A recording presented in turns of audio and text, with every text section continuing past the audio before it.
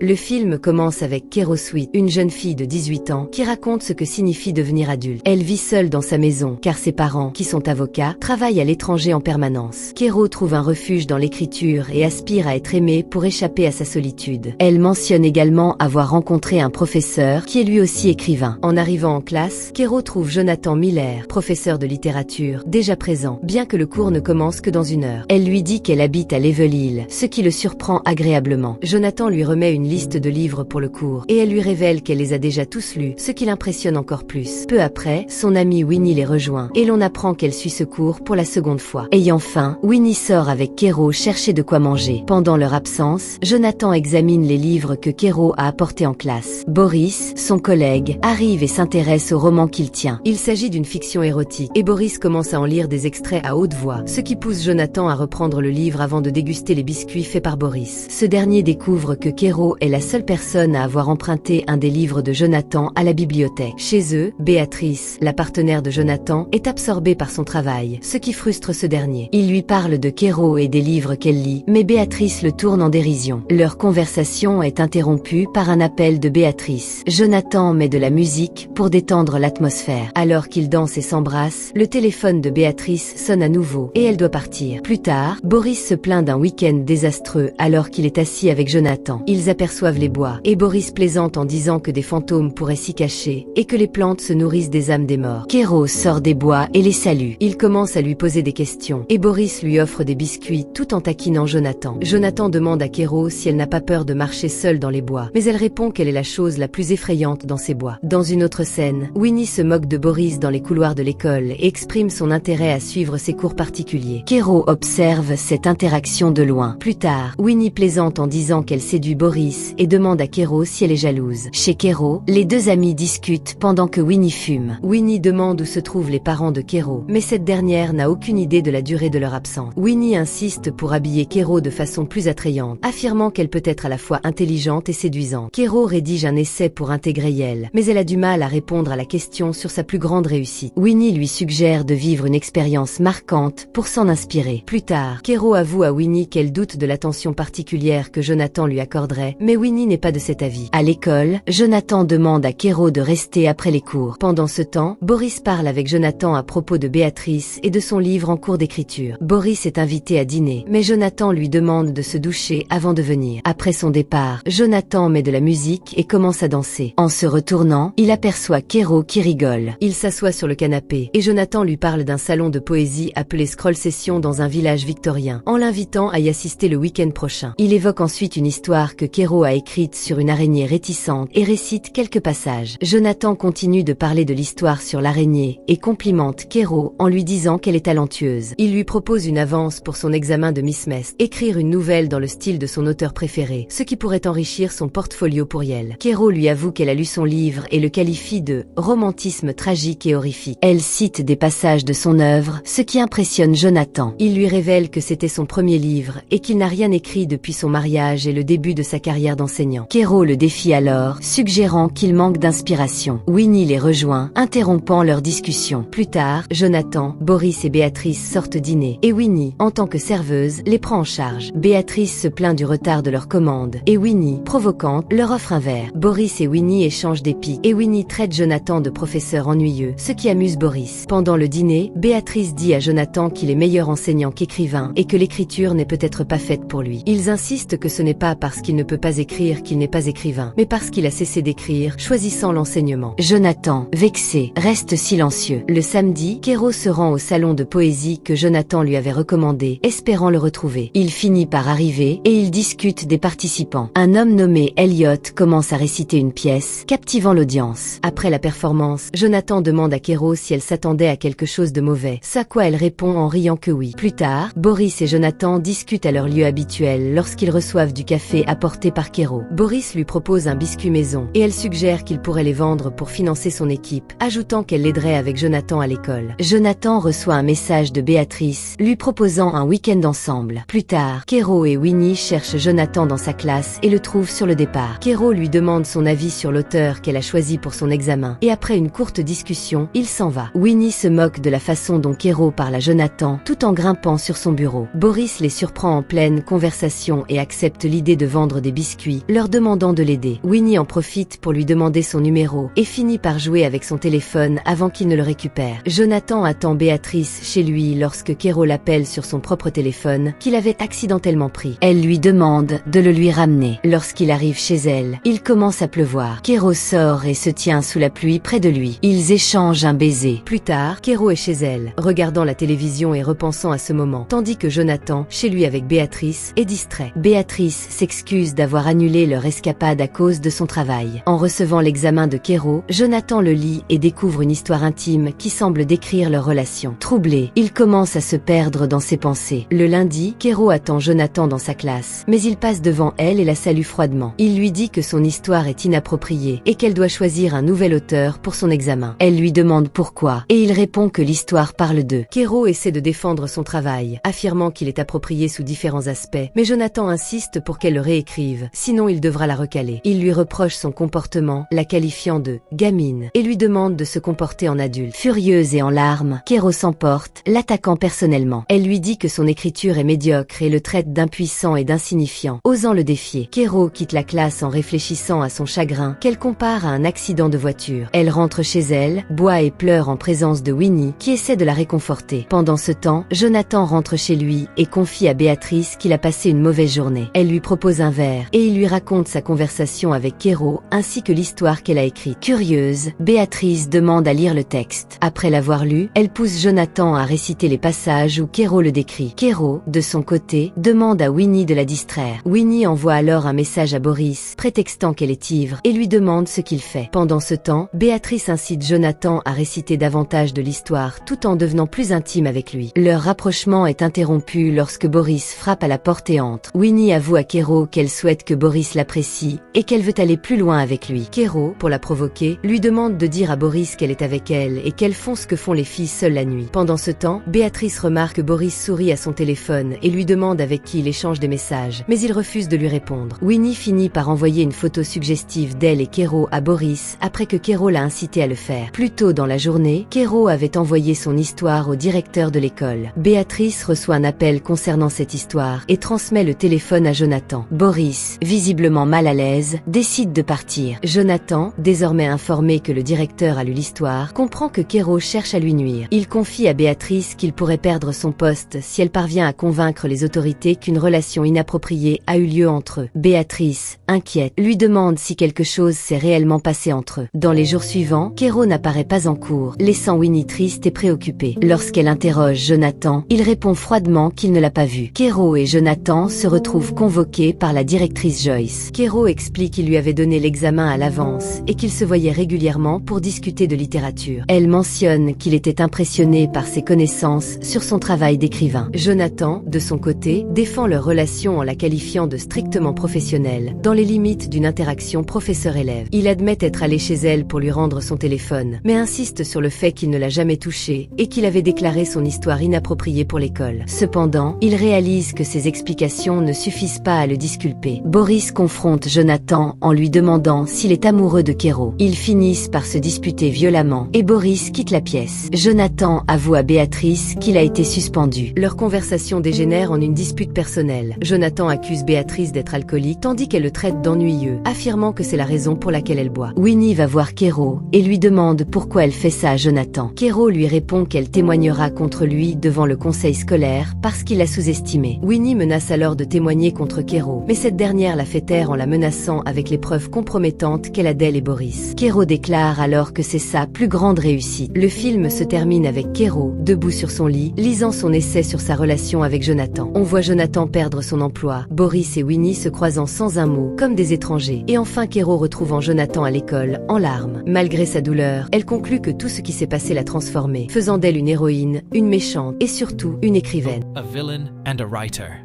And with that, the movie ends. Une écrivaine. Nous espérons que ce résumé vous a plu. Regardez nos autres résumés disponibles à l'écran et n'oubliez pas de vous abonner pour encore plus d'histoires captivantes. À bientôt pour une nouvelle vidéo.